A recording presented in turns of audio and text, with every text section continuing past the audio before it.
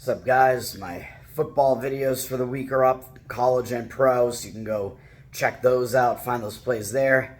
Going to talk quickly about Major League Baseball here. One play, and it's going to involve two teams that are out of it. Very suspenseful, and it's going to be the Kansas City Royals at the Detroit Tigers. And just keeping in mind that these two teams do have a suspended game from yesterday that's in like the fourth inning or something, and they're going to have to finish that game.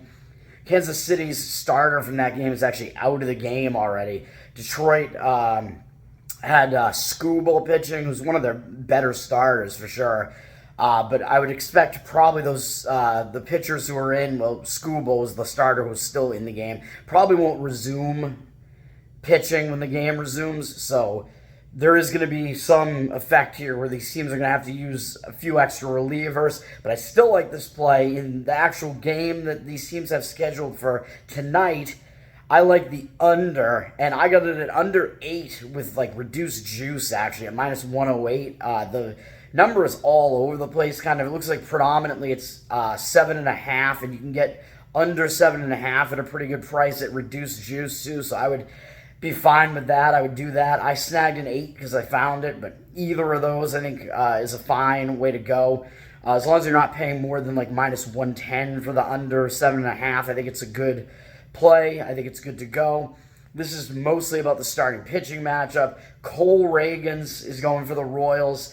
He is a young guy. I don't remember if he's a rookie or not, but he's a young guy, and Detroit effectively has never faced him before. They have a couple of guys on their roster who have faced him a couple of times, but that's it. So, like, it's going to be advantage to him because the opposing hitters pretty much haven't seen him before. Same goes for the other side. Gipson-Long is pitching for Detroit. He's the guy I've mentioned a couple of times, even though I think he's only made 3 starts in his career so far. He just made his debut not that long ago, and I've bet on him, I think, in half of his starts or something probably. But he has also been really good, like right out of the gate, pretty much. Both of these pitchers, and Gipson-Long has not been seen before by the Royals at all.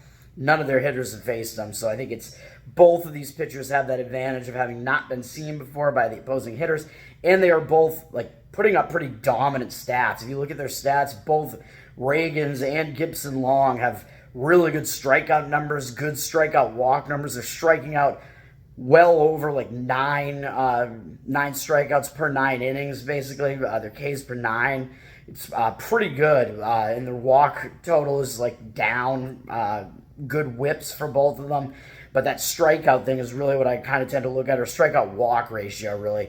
They're both really good in that respect, which tells you that they have good stuff and they can like mow hitters down. So I like it.